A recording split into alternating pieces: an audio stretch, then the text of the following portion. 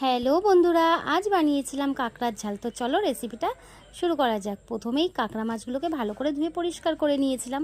আর এইদিকে আমি ছোট ছোট করে আলু কেটে নিয়েছি, পেঁয়াজ আর টমেটো কেটে নিয়েছিলাম। তারপরে কড়াইতে সর্ষের তেল দিয়ে মাছগুলো এপিটোপিট করে লাল করে ভেজে নিয়েছি।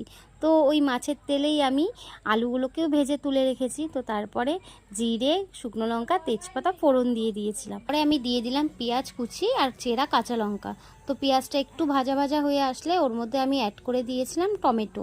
তারপরে যখন দেখলাম পেঁয়াজটা একটু ভাজা ভাজা হয়ে এসছে, তখন আমি ওর মধ্যে দিয়ে দিলাম আদা বাটা, রসুন বাটা, আর তার সঙ্গে আমি কিছু গুঁড়ো মশলাও দিয়ে নিয়েছিলাম। একটা বাটিতে আমি সামান্য টক দই নিয়ে ওর মধ্যে জিরের গুঁড়ো, ধনের গুঁড়ো, নুন, শুকনো লঙ্কার গুঁড়ো আর হলুদ দিয়ে একটু জল দিয়ে মিশিয়ে পেস্টটাকে দিয়ে দিয়েছি। তো তারপরে ভালো করে কষিয়ে নিয়েছি যতক্ষণ না মশলাটা থেকে তেল ছাড়ছে। এদিকে আমার মশলাটাও ভালো করে কষানো হয়ে গেছে। তারপরে আমি দিয়ে দিলাম ভেজে রাখা আলু আর মাছটা। তো মাছটা আর আলুটা দিয়েও আমি আরও 5 মিনিট মতন ওটাকে কষাবো যতক্ষণ না মাছের মধ্যে মশলাগুলো ঢুকছে। আর হ্যাঁ, তোমরা কে কোথা থেকে ভিডিওটা দেখছো অবশ্যই কমেন্টে বলে যেও।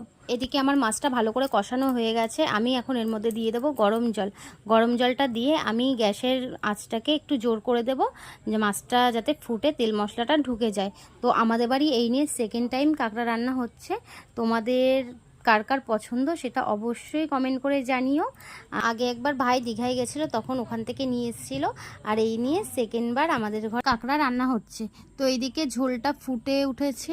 ঝোলটা ফুটে উঠলে আমি ওর মধ্যে দিয়ে দিয়েছিলাম চিনি আর গরম মশলা। তো তারপরে একটুখানি ঝোলটাকে শুকিয়ে আমি গ্যাসটাকে বন্ধ করে দিয়েছি। এটা কিন্তু দারুণ হয়েছিল। রেসিপিটা তোমাদের কেমন লাগলো অবশ্যই জানিও। টাটা।